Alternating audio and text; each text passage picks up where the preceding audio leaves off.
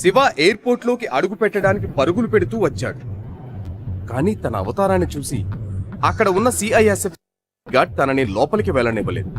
ఎక్కడికి వెళ్తున్నావు? సార్ ఇంకో 30 నిమిషాలు యుఎస్ ఫ్లైట్ ఉంది సార్. Please sir. ముందు నువ్వు టికెట్ చూపించు. టికెట్ లోపల ఉంది నా మేనేజర్ దగ్గర. ప్లీజ్ నడు. అలా కుదరదు టీకారి. ఇది ఎయిర్పోర్ట్, బస్ స్టాండ్ కాదు. దూరిపోతున్నావు. వచ్చి వెళ్ళి మీకు దండం పెడతాను. నా ఫ్లైట్ ఉంది యుఎస్ కి అరగంటలోనే. ప్లీజ్ సార్ టికెట్ లోపల ఉంది. బీకారి, నీ బట్టలేమో మాసిపోయాయి, చెప్పులకేమో చిల్లులున్నాయి. ఏమంటున్నావు? నీకు ఫ్లైట్ ఉందా అరగంట తర్వాత, అది యుఎస్ కి? అరే కలలో అయినా చూసావా నువ్వు ఏరోప్లేన్ ని? పో బయటికి. మీకు దండం పెడతాను సార్. నా ఫ్లైట్ ఉంది సార్. ప్లీజ్ సార్ వెళ్ళనివ్వండి. ప్లీజ్. వెళ్ళవు కదా? వెళ్ళు. Please sir. Please sir. Please sir. Sir చావగొట్టి పనికి రాకుండా చేస్తా నిన్ను, అర్థమైందా?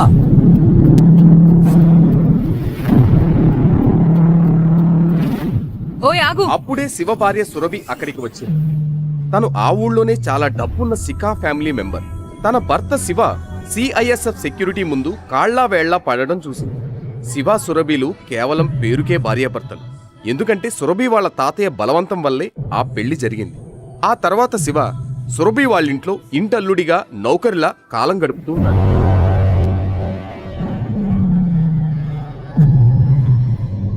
మిస్టర్ బికారి, నువ్వు ఇక్కడేం చేస్తున్నావు? నీకు తెలుసు కదా, ఒక ముఖ్యమైన ఇన్వెస్టర్ వస్తున్నాడు. తనకి వెల్కమ్ చెప్పడానికి నేను ఇక్కడ దాకా వచ్చాను. నువ్వు ఇక్కడ నువ్వేం తమాషా చేయొద్దు. నువ్వు ఏ పని మీద వచ్చినా సరే అది వదిలేసి ఇక్కడ నుంచి వెళ్ళిపో. సురభి, ఎమర్జెన్సీ పని మీద అమెరికా వెళ్ళాలి. నా దగ్గర టికెట్ ఉన్నా వాళ్ళ లోపలికి వెళ్ళనివ్వడం లేదు. ప్లీజ్ ప్లీజ్ నాకు హెల్ప్ చేయి ప్లీజ్. How day you! ఇంకోసారి నా మీద చెయ్యేస్తే ఊరుకునేది లేదు. అమెరికా వెళ్తున్నావా నువ్వు? నాకు అమెరికా స్పెల్లింగ్ చెప్పు. స్పెల్లింగ్ వచ్చా అమెరికాకి? పోనీ నీకు అమెరికాకి టికెట్ ఇప్పించిన పనికిరాని వెదవెవడో చెప్పు. నిజంగానే చోలేపూరి అమ్ముకునే ఒక సాధారణ వ్యక్తి అయిన శివకి అమెరికాతో ఏం సంబంధం ఉంటుంది? నోరు మూసుకుని ఆఫీస్కి వెళ్ళు. నేను తీసుకొచ్చే ఇన్వెస్టర్స్ కి భోజనాలన్నీ సరిగ్గా ఉండేలాగా ఏర్పాటు చేయి. ఏదన్నా తేడా చేసే ముందు ఒక్కసారి ఆలోచించు. లేకపోతే దేశం వదిలి వెళ్లడం సంగతి తర్వాత ఈ ఊరు నీళ్లు వదిలి వెళ్లడానికి 100 సార్లు ఆలోచించేలాగా నీకు బుద్ధి చెప్తాను. నేను వేసే శిక్ష నీ నీడ కూడా భయపడేలా చేస్తాను. ఇంకోసారి చెప్తున్నా నేను. సురభి, ఇది ఎమర్జెన్సీ, ప్లీజ్ హెల్ప్ మీ. అప్పుడే సురభితో పాటు వచ్చిన తన బిజినెస్ పార్ట్నర్ రాహుల్ తనతో, ఈ బికారితో మాటలేంటి సురభి? ఓ 50 రూపాయలు ఇచ్చి వీడిని తరిమి. మర్యాదగా మాట్లాడు. తను నా భార్య, అర్థమైందా? వీడేమంటున్నాడు సురభి? వీడు నీ భర్త. రాహుల్ అన్న మాట విని సురభి ఒక్క నిమిషం బ్లాంక్ అయిపోయింది. ఆ తర్వాత ధైర్యాన్ని కూడా తీసుకుంటూ, come on Rahul, like seriously, I mean look at him. వీడి మాటలు నమ్ముతున్నావా? వీడి అవతారం చూడు. తన దగ్గర నిలబడ్డానికి నాకు సిగ్గుగా ఉంది. అలాంటి మనిషిని నా భర్త అంటే నువ్వు అసలు ఎలా నమ్ముతున్నావు? చందా అడగడానికి వచ్చినట్టున్నాడు. కాస్త డబ్బిచ్చి వీడిని వెంటనే పంపించాయి.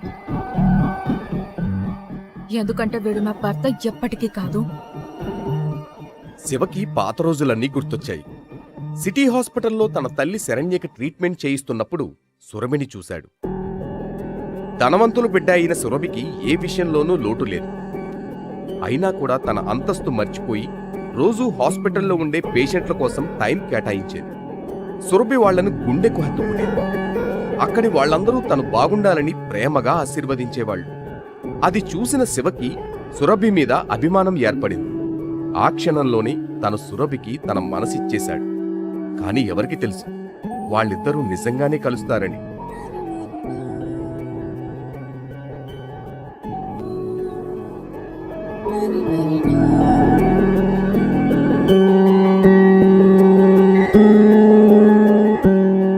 విన్నావు కదరా వెదవా?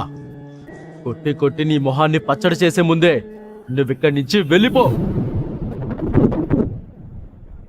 శివ తన తలరాతకు లోపలే బాధపడుతూ అక్కడి నుండి బయలుదేరాడు. ఇంతలో అకస్మాత్తుగా ఓ నల్ల రంగు కారు ఎయిర్పోర్ట్ దగ్గరికి వచ్చింది. అందులో నుంచి ఊళ్ళోనే పెద్ద బిజినెస్ మ్యాన్ అయిన నితిన్ వర్మ కిందకి దిగుతూనే తన చూపు శివ మీద పడింది. తనను చూస్తూనే పరిగెత్తుకుంటూ వెళ్లాడు నితిన్ వర్మ. మిస్టర్ శివ, మీరు నన్ను గుర్తుపట్టలేదా? మిస్టర్ నితిన్ వర్మను గుర్తుపట్టంది ఎవరు? సురభి తనను చూస్తూ ఉండిపోయింది. ఆయన శివతో మాట్లాడడం చూసి సురభి, రాహుల్ ఆశ్చర్యపోయారు. మిస్టర్ నితిన్ లాంటి పెద్ద మనిషికి ఈ బికారి ఎలా పరిచయం? నేను అదే ఆలోచిస్తున్నాను. మిస్టర్ నితిన్ కి దాదాపు 5,000 కోట్ల ఆస్తి ఉంది. అలాంటిది బికార్తో తనెందుకు మాట్లాడుతున్నాడు? ఐమ్ షూర్ వీడు తన డ్రైవర్గా ఉండుంటాడు. హలో, మీరు త్వరగా రండి, immediate.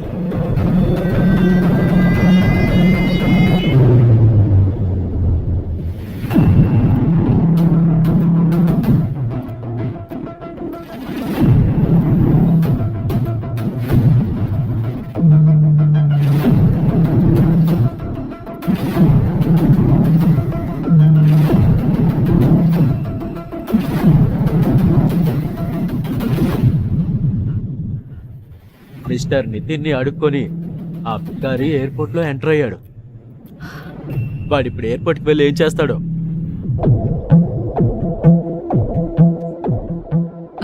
Excuse me, mister Nitin Varma right? Hi, నా పేరు సురభి, సికా గ్రూప్ సీఈఓని. Please don't mind me asking, కానీ ఇప్పుడు మీరు ఇక్కడ మాట్లాడిన వ్యక్తి అసలు తను మీకు ఎలా పరిచయం? అంటే చూడ్డానికి తను బికారిలా ఉన్నాడు కదా, ఆ బికారి మీకెలా తెలుసా అంటున్నా. You mean mister Shiva? Are you kidding? మీరు మిస్టర్ శివని బికారి అంటున్నారా? బహుశా మీరు మార్కెట్కి కొత్త అనుకుంటా మేడం, లేకపోతే ఇలాంటి చెత్త ప్రశ్న వేయరు. సరే, నేను వెళ్తాను. మిస్టర్ నితిన్ మాటల వెనుక ఉన్న మర్మమేమిటో అర్థం కాక ఉండిపోతుంది సురభి. మరోవైపు శివ వేగంగా ఎయిర్పోర్ట్లోకి పరిగెడతాడు. అక్కడే ఉన్న తన మేనేజర్ శివని చూస్తూనే, ఇదిగోండి మీ యూఎస్ టికెట్, ఇది మీ ఫోన్. త్వరగా గేట్ నెంబర్ 3కి వెళ్ళండి, మీ దగ్గర ఎక్కువ టైం లేదు. Please go. Thank you. Shiva వేగంగా గేట్ నెంబర్ 3 వైపు పరుగు తీశాడు. తను ఒక 2 అడుగుల్లో గేట్ నెంబర్ 3 చేరుకుంటాడనగా అకస్మాత్తుగా తన ఎదురుగా ఒక వ్యక్తి వచ్చాడు. శివని గుద్దుకుని అతను కింద పడిపోయాడు.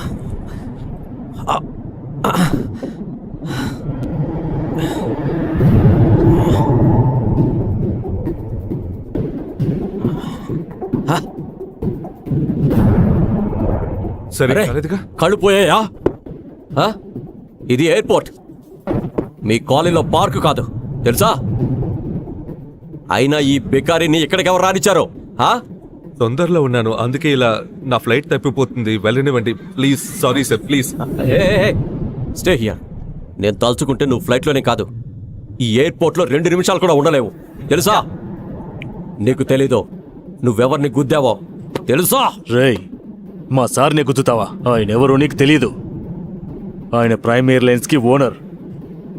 సార్, నా ఫ్లైట్ కూడా ప్రైమ్ ఎయిర్లైన్స్ దే. ప్లీజ్, నేను మీకు సారీ చెప్తున్నాను, నన్ను వదిలేయండి ప్లీజ్. కొంచెం ఎమర్జెన్సీ, ప్లీజ్. ఎమర్జెన్సీరా? టికెట్? నా ticket.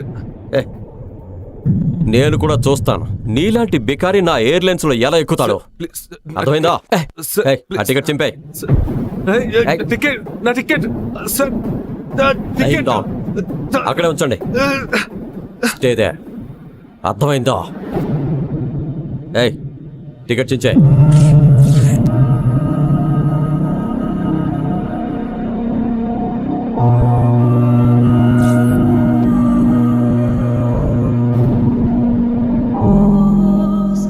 Now you better watch it, okay?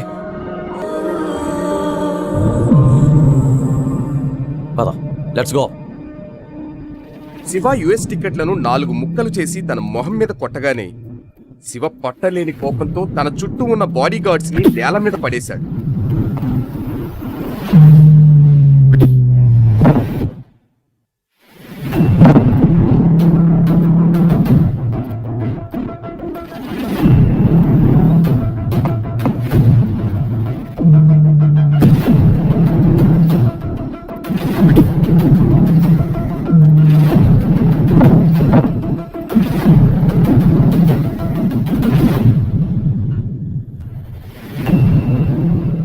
How dare you! నా టికెట్ చించడానికి అసలు నువ్వెవరివి? ఓ ఎయిర్లైన్ కి ఓనర్ కాగానే నువ్వు చాలా పెద్ద మనిషి అనుకుంటున్నావా? 10 నిమిషాలు, ఇంకో 10 నిమిషాల్లో నేను నాశనం చేస్తా, తెలుసా? 10 నిమిషాల్లో నాశనం చేస్తాడట. చాలా పొగరుంది కదా నీకు. వెళ్ళు, నేను ఎక్కడే ఉంటాను. వెళ్ళు, ఏం చేస్తావు చూపించు. ఆకు, ఉంటాను. చాలా మందిని చూశాను. హలో, నా మాట విను. నేను యంగ్ మాస్టర్ని.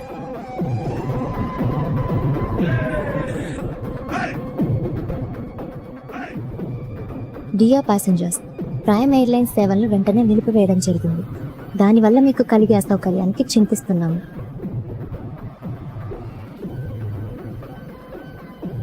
ఏ mister, hello, authority, authority, sir, నా పర్మిషన్ కానీ నోటీస్ కానీ లేకుండా ఈ అనౌన్స్మెంట్స్ ఎలా వచ్చాయి? మాకు పైనుంచి ఇమీడియట్ ఆర్డర్స్ వచ్చాయి సార్. ఆర్డర్? మీ లైసెన్స్ ని క్యాన్సిల్ చేశారు. వాట్? ప్రైమ్ ఎయిర్లైన్ ని బ్యాన్ చేసేశారు. మీరేం మాట్లాడాలన్నా మినిస్ట్రీకి వెళ్ళి మాట్లాడండి. హలో, హలో,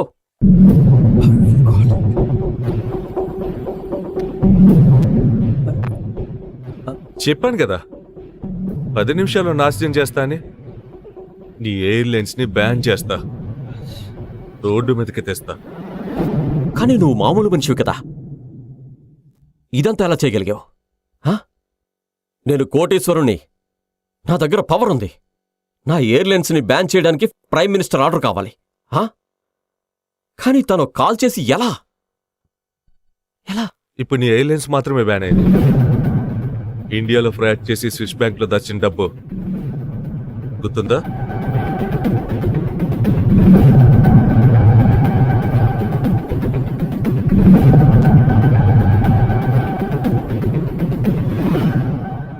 దానికి నేను జైలుకి కూడా పంపగలనా, కానీ ఇప్పుడు తొందరలో ఉన్నాను, అందుకే వదిలేస్తున్నా. లేకపోతే చెప్ప పెట్టి అడుక్కు తినేలా చేసేవాణ్ణి.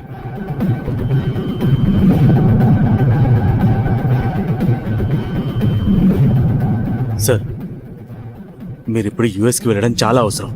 అందుకే మీకోసం నేను ప్రైవేట్ జెట్ అరేంజ్ చేశాను. మనం ఇప్పుడే వెళ్ళాలి sir. Private jet? Private jet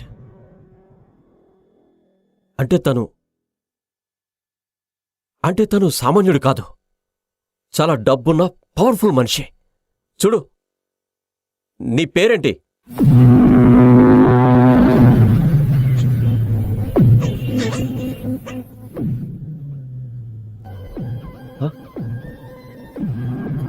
sorry sir, క్షమించండి సార్.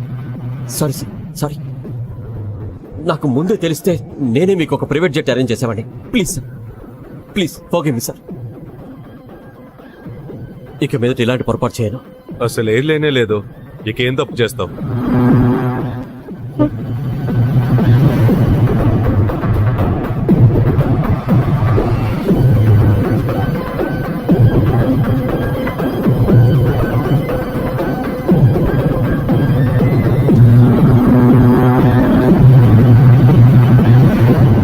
Good morning, sir.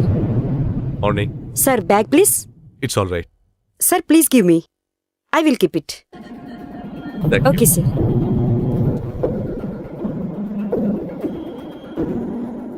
అప్పుడే యుఎస్ నుంచి ఒక కాల్ వస్తుంది. హలో. శివ సార్, మీరు ఇక యుఎస్ రావాల్సిన అవసరం లేదు. మాకు డోనర్ దొరికేశాడు. పెద్ద ఆయన ఇప్పుడు అవుట్ ఆఫ్ డేంజర్. మేము రేపు ఆయన్ని ఇండియా తెస్తున్నాం. Thank God. నేను భయపడిపోయాను. Keep me post. Okay? Okay sir.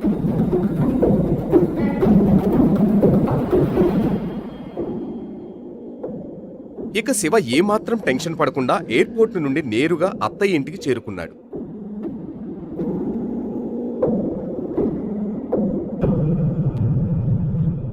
అక్కడ రోజులాగానే శివ తన అలవాటు ప్రకారం చేతిలో సురభి లంచ్ బ్యాగ్, చెవిలో ఇయర్ ఫోన్స్ తో ఆఫీసుకు వెళ్ళాడు. గుడ్ మార్నింగ్ మేడం, ఎలా ఉన్నారు? ఇవాళ క్లైమేట్ చాలా బాగుంది కదా. Hello, how are you? ఏమైంది? ఏమైంది? ఇంత టెన్షన్ ఎందుకో? గాడ్, నువ్వు రోజంతా నౌకర్లా పనిచేస్తూనే ఉంటావా? ఎప్పుడన్నా న్యూస్ చూడవా? నువ్వు ఇంత పెద్ద బిజినెస్ ఫ్యామిలీ అల్లుడివి, కానీ ఏం జరుగుతుందో తెలీదా? నిజంగా నాకేం తెలీదు. చూడు, ప్రభుత్వ టెండర్లు దొరక్కపోవడంతో సికా ఇండస్ట్రీస్ భవిష్యత్తు అయోమయంలో పడింది. ఈ 200 కోట్ల టెండర్ మీదే ఆ కంపెనీ ఆశలు పెట్టుకుంది. కానీ ఇప్పుడు ఆ టెండర్ కూడా చేజారిపోవడంతో ఇప్పుడు అందరి దృష్టి సురభి మీదే ఉంది. తనేం చేయబోతుంది?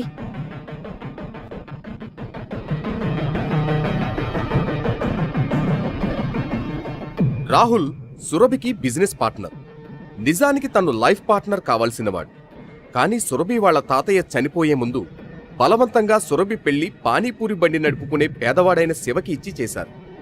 ఆయన చనిపోయాక ఆ బిజినెస్ నడిపేందుకు సురభి వాళ్ళ నాన్న శ్రవణ్ శిఖ చాలా ప్రయత్నించారు. కానీ కంపెనీని నడపడం తన వల్ల కాలేదు. ఆ టెన్షన్ తన ఆరోగ్యం మీద చాలా ప్రభావం చూపించింది. ఒకవైపు నష్టాలు పెరిగిపోవడంతో సురభి కంపెనీ బాధ్యత తీసుకుంది. నిజానికి రాహుల్ తలుచుకుంటే తన ఫ్యామిలీ ఫ్రెండ్ మిస్టర్ నారాయణ్తో మాట్లాడి ఆ సమస్యను తేల్చేయగలడు. కానీ సురభితో పెళ్లి క్యాన్సిల్ అయినప్పటి నుండి తనకు సాయం చేయకూడదని నిర్ణయించుకున్నాడు. సురభికి ఏం చేయాలో తోచడం లేదు. ఎలాగైనా సరే తను ఈ కంపెనీని కాపాడాలి అనుకుంటోంది.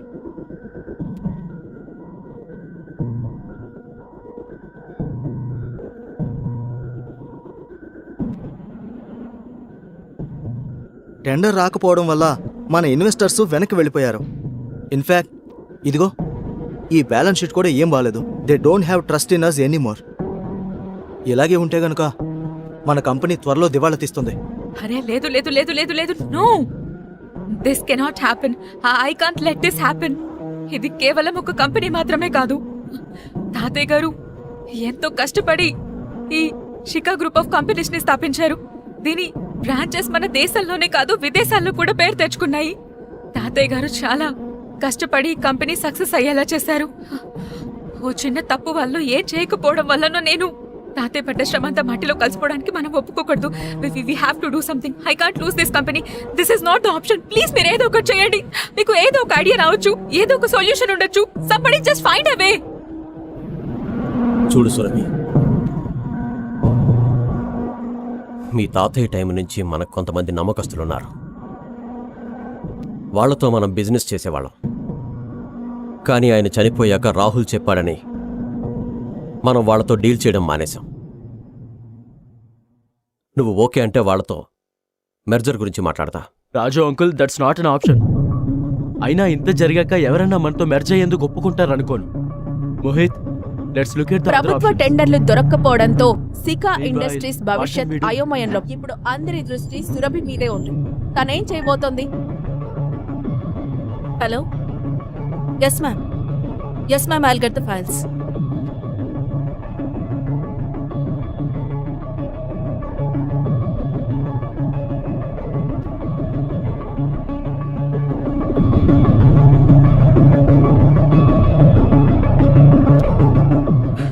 సురభి ఎక్కడుంది? శివ, నువ్వు ఇంటికి వెళ్ళు. నేను వెంటనే ఈ ఫైల్స్ ఇవ్వాలి మేడం. సురభిని అర్జెంట్గా కలవాలి. I need to meet her right now please. Shiva, నా మాట విను. ఇంటికెళ్ళు. మీరెక్కడికి వెళ్తున్నారు? Meeting room. అప్పుడే సురభి సెక్రటరీ తలుపు నాక్ చేసి యాక్సిస్ కార్డుతో లోపలికి వెళ్ళింది. తన వెనకాలే శివ కూడా లోపలికి వచ్చేశాడు. శివని చూస్తూనే అక్కడున్న వాళ్ళంతా అనీజీగా ఫీల్ అయ్యారు. సురభి, ఈ ప్రాబ్లం గురించి అర్జెంటుగా మాట్లాడాలి ప్లీజ్. ఇప్పుడు కాదు శివ, ఇప్పుడు ముఖ్యమైన మీటింగ్ లో ఉన్నాను. ఇంకా ఇది నాకు చాలా చాలా ఇంపార్టెంట్ మీటింగ్. నువ్వు 5 minutes టైం ఇవ్వు నాకు. కబుర్లన్నింటికి ఇప్పుడు నా దగ్గర అస్సలు టైం లేదు. 5 ప్లీజ్ minutes వెళ్ళు నువ్వు ఇక్కడి నుంచి. సొల్యూషన్ ఉంది. ఇక్కడ మీటింగ్ జరుగుతోంది. ఎక్కడి నుంచి వచ్చాడో బికారి. అయినా కంపెనీ విషయాల్లో నీకేంటి పని? నువ్వెవడివి? ముందుగా ఈ మనిషిని బయటకు పంపు. వీడి వల్ల ఈ సమస్యలన్నీ. నీ డెసిషన్ నువ్వే తీసుకో ప్లీజ్. సెక్యూరిటీ, సెక్యూరిటీ, వీడిని బయటికి తోసేయండి. సార్, సార్, నేను చూసుకుంటాను. మీరు మీటింగ్కి వెళ్ళండి ప్లీజ్. వదలండి, వదలండి, మేడం. కానీ సార్ తనని బయటికి పంపమని చెప్పారు. వదలండి. తనేమన్నా దొంగ?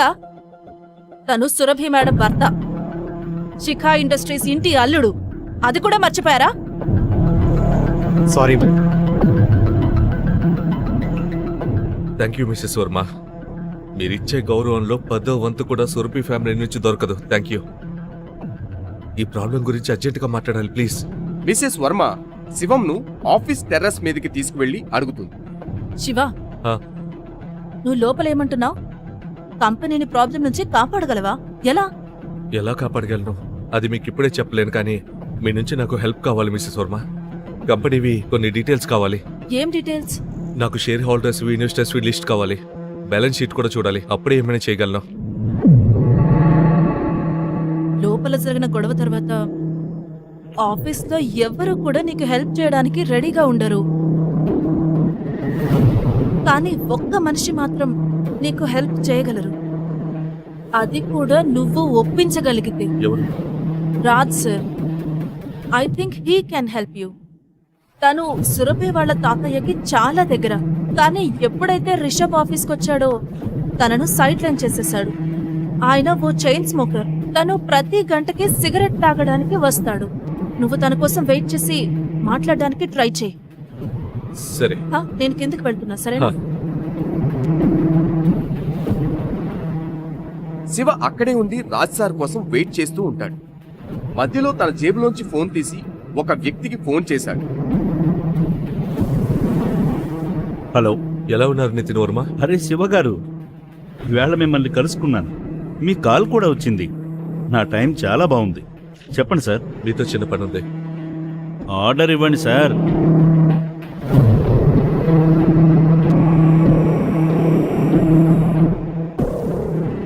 మీరు త్వరగా డీటెయిల్స్ తీసుకుని నాకు కాల్ చేయండి. Okay bye.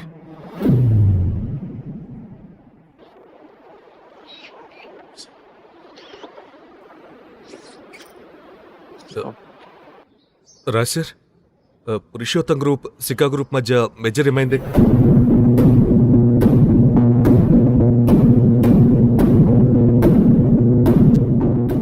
పురుషోత్తం, వాళ్ళ గురించి నీకెలా తెలుసు? వాళ్ళు మన పాత బిజినెస్ అసోసియేట్స్ కదా. నీకు వాళ్ళ గురించి ఏం తెలుసు? ఆ తర్వాత శివ చెప్పిన మాటలు విని రాజ్ అంకిల్కి మతిపోయినంత పని అయింది. తన సిగరెట్ పడేసి శివను కాన్ఫరెన్స్ రూమ్ కి తీసుకువెళ్ళాడు.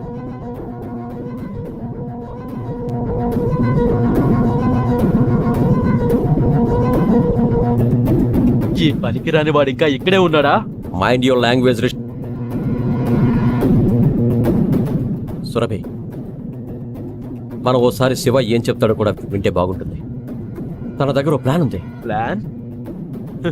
వీడో వేస్ట్ ఫెలో. రాహుల్, నీ వయసు ఉంది కదా, అంతకంటే ఎక్కువ ఎక్స్పీరియన్స్ నాకు ఈ కంపెనీలో ఉంది. ఈ గొడవ మధ్య సురభి దీర్ఘ ఆలోచనలో మునిగిపోయింది.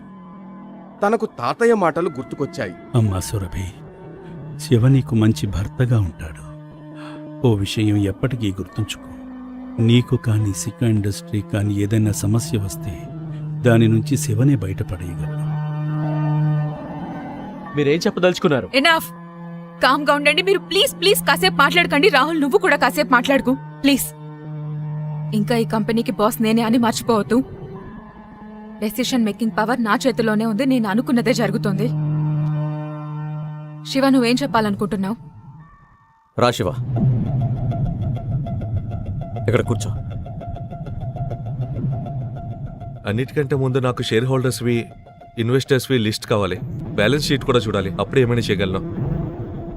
సురభి, వీడు ఓవర్ చేస్తున్నాడు. మనం అలా ఎలా కంపెనీ డీటెయిల్స్ అన్ని షేర్ చేయగలం చెప్పు.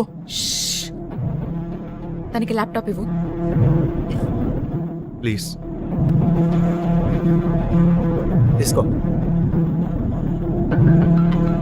సురభి, నువ్వు ఈ కుక్క మాటలు. రాహుల్, నువ్వు కుక్క అంటున్నవాడు నీ బాస్కి భర్త అన్న విషయం మర్చిపోవద్దు. ఈసారి నువ్వు మర్యాదగా మాట్లాడడం నేర్చుకో. ఈ 2 ఏళ్లలో మొదటిసారి సురభి తన కోసం మాట్లాడడం విన్నాడు శివ. ఆ మాటలతో తన గుండె ఉప్పొంగిపోయింది. Shiva, you continue.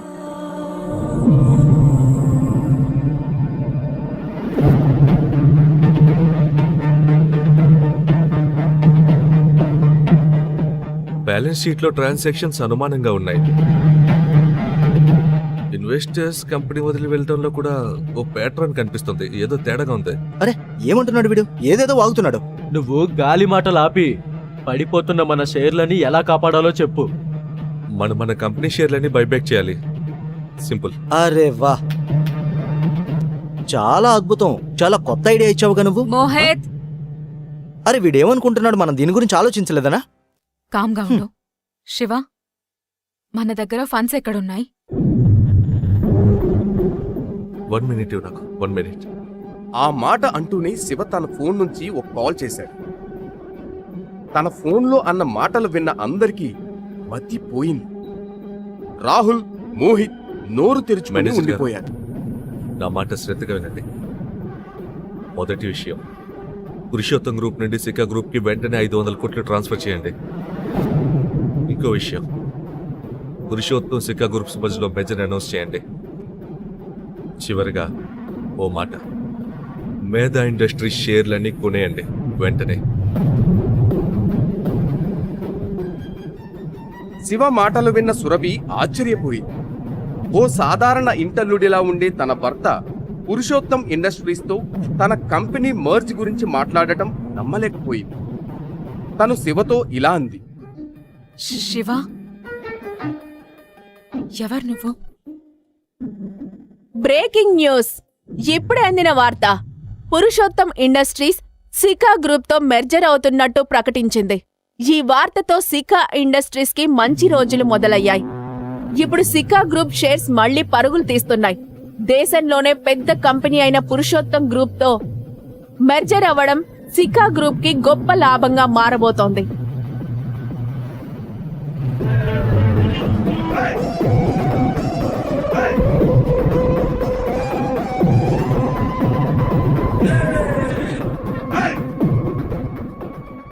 ఇంతకీ సురభికి శివ ఎవరో తెలుస్తుందా? అసలు శివ వెనుక ఎలాంటి రహస్యం దాగుంది? పురుషోత్తం గ్రూప్స్ తో శివకి సంబంధం ఏమిటి?